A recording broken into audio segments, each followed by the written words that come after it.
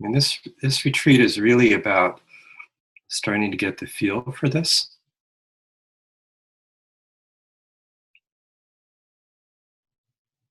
and trusting it, letting it in, recognizing the truth of who you really are.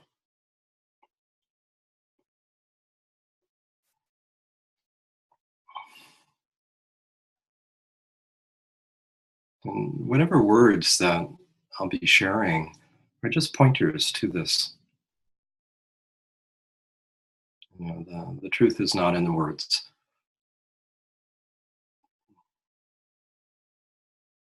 and the words are often inadequate.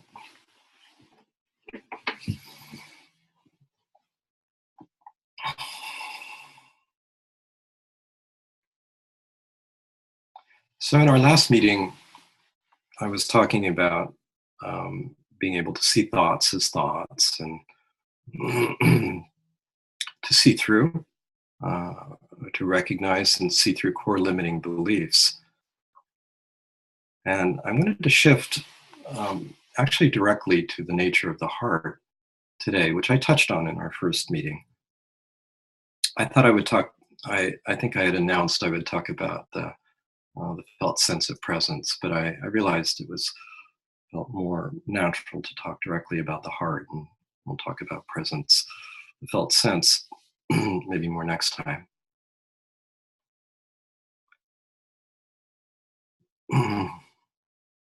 so, so this is a little talk about the heart. The heart and the heart. The first heart has a small h, and the second heart has a big H. But they're not separate. Of course, nothing is, but they're different dimensions. So we live as multidimensional beings. We live as these um, very sensitive, emotionally sensitive human beings, and we live as being itself, vast, spacious, luminous, wakeful awareness. And the heart, on a human level, is a very, very sensitive area of feeling here in the center of the chest. Um, Ramana noted when we refer to ourselves, we point here. I don't know if you can see, but we even slightly to the right. Interestingly, Ramana talked about the heart on the right, but when we speak of ourselves in a deep way, when we're like deeply touched or deeply moved, we put our hand on our hearts somewhere in the heart area. So the heart is an area of great sensitivity, great feeling, and also of knowing, a center of sensitivity and knowing, with tremendous depth, remarkable depth, actually infinite depth. And at the deepest level, we have our very being. And this is what when Ramana would speak of the heart with a capital H, what he was referring to. Like prior to any thought and any feeling and any sensation is pure consciousness or pure awareness. And that this is what we are and everything is fundamentally. And sometimes I refer to as the great heart.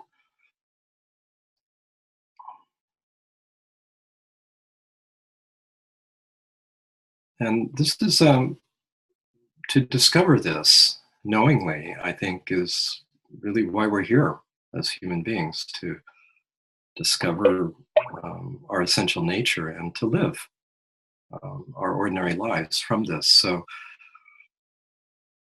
this heart, this great heart, our very being, as I was pointing to in the guided meditation, is inherently full and always available, regardless of the conditioning that we've experienced. This is a really important point. whether we consciously access it or not, whether we feel deeply wounded or out of touch, it doesn't matter. This being is always here.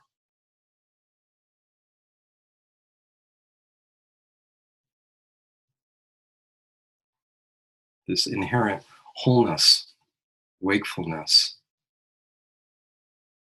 fullness.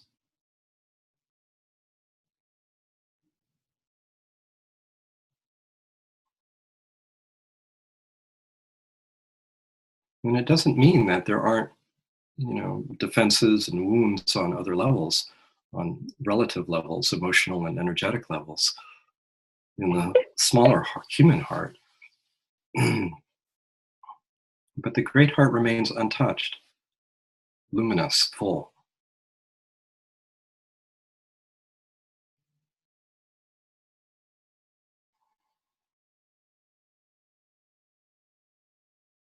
And so we can we can access this knowingly and live from it, and actually, with that resource of presence of the deep heart, we can meet our conditioning as it is and allow for its unfolding and integration and healing. So they work together, these levels of the heart. The deep heart is a spacious, awake, and compassionate presence, supports the unfolding of the human heart.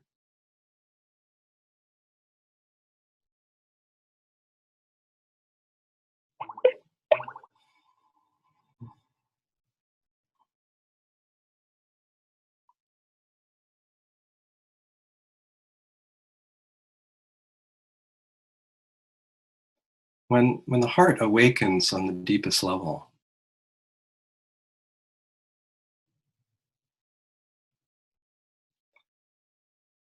not only do we recognize our inherent fullness,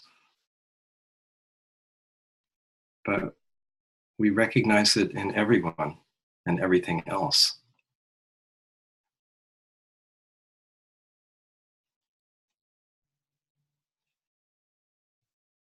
It's as if no one is looking out and sees itself as everything.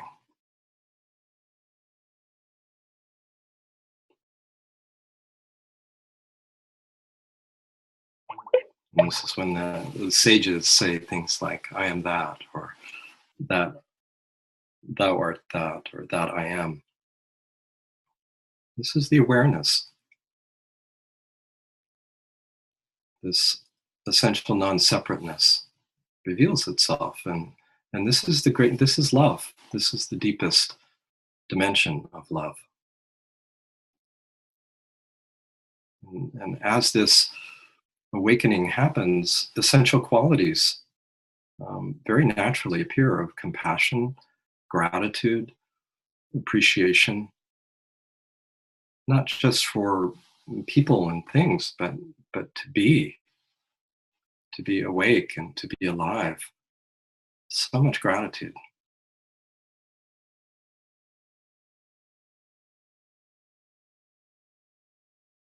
To come out of the illusion of separation. What a tremendous blessing and revelation.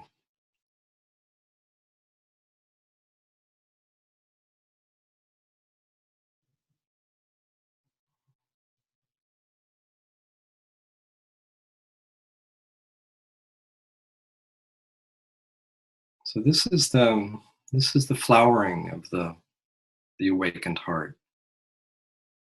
These kind of spontaneous byproducts that come from this recognition of who we are.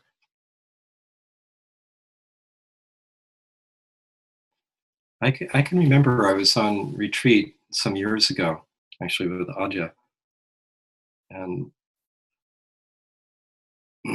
recognized at some point there was still a very subtle seeking that was going on.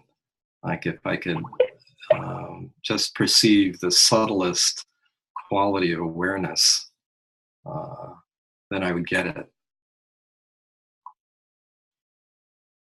And in a moment, it was very revelatory to see that the seeking was going on, and equally that it would never be fulfilled.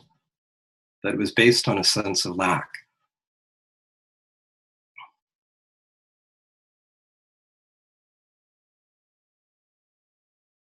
and that lack was an illusion. All of that kind of was seen very quickly and spontaneously, and this inherent wholeness revealed itself,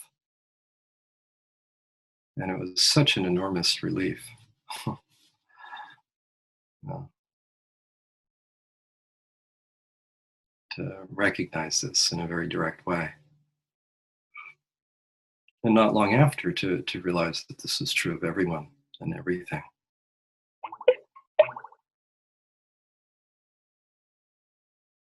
So this recognition is available to all of us. This is our birthright.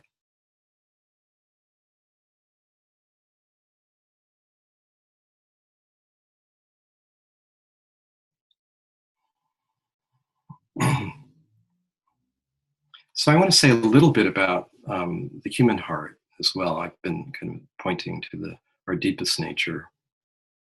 What happens when the heart awakens to its true nature.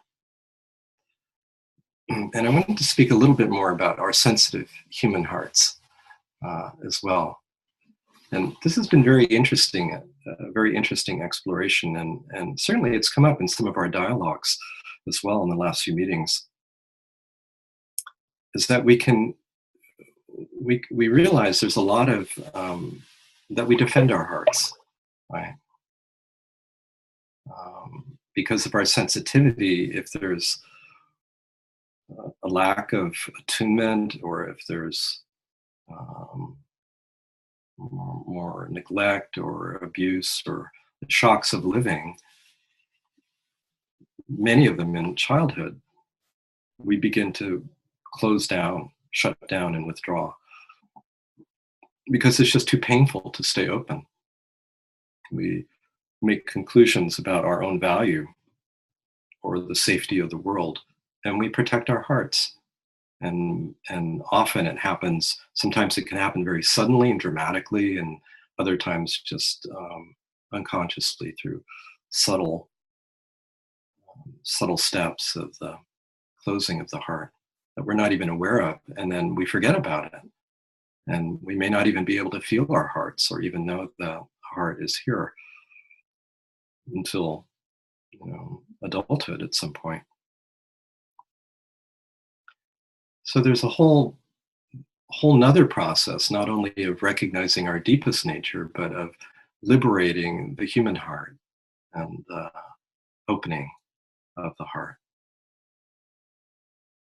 And it's kind of like an excavation project, like an archaeological dig.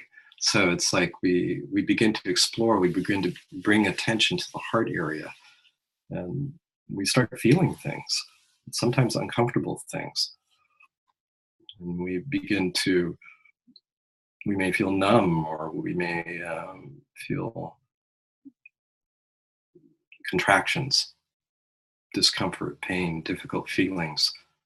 And as we're able to hold them and tolerate them and move through them, greater depths of the heart open. We find ourselves more sensitive. And very often we go to younger periods, like into childhood, and even very early stages developmentally. And as we do so, something very interesting happens. We get more in touch with these more innocent qualities of our childhood. We things that we have forgotten or abandoned in order to survive and adapt. Qualities of wonder and awe and joy and playfulness. In other words, we start tapping into these essential qualities of the deep heart that children have but are not knowingly aware of. They just naturally express it. So it's beautiful as adults to begin to tap into those very tender and innocent levels of the heart knowingly.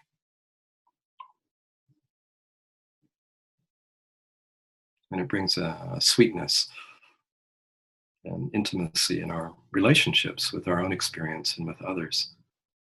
And it feels like an ongoing refinement.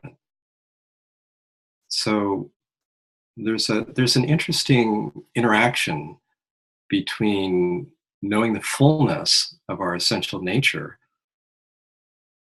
and opening to our relative conditioning emotionally, our beliefs and our emotional reactions. And the more the human heart clears, kind of the easier it is to have that access, kind of stable access to the deep heart. And access to the deep heart helps us work through the conditioning of the our relative human hearts as well. So there's a weaving back and forth, I find, working with people, accenting our deepest nature. And we've been doing that in some of our dialogues. What's our deepest knowing? Really tapping into that. And then noticing what happens to the body mind as we touch into that. The letting go, the releasing, the opening, the integration. Well, as you can tell, I can go on quite a lot about this, but I just wanted to touch these different layers briefly and the process, and then open it up to a conversation. So let's do that. I'd be happy to hear from you, whatever came up as you listened to this, listen to me speak about this.